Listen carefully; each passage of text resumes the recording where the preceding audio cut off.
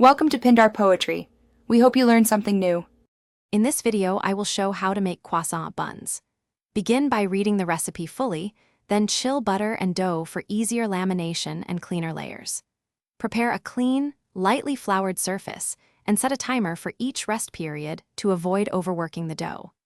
Keep your workspace cool and avoid warm hands by working quickly and returning dough to the fridge between turns to preserve the butter pockets. Keep your dough cool and the butter at similar temperatures to prevent melting during lamination. Roll gently and use measured turns to create repeating layers that puff when baked. Rest for about 20 to 30 minutes between folds to relax gluten and keep butter solid. Aim for an even thickness before cutting so each bun bakes uniformly, and handle edges minimally to avoid sealing layers together. For shaping, roll triangles tightly from base to tip for traditional croissants, or roll rectangles into tight spirals for buns.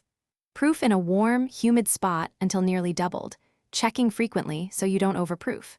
Start baking at a high temperature to generate steam and lift, then reduce heat to finish baking without burning. Brush with egg wash for color and allow cooling on a rack to set layers before serving warm. Thanks for watching.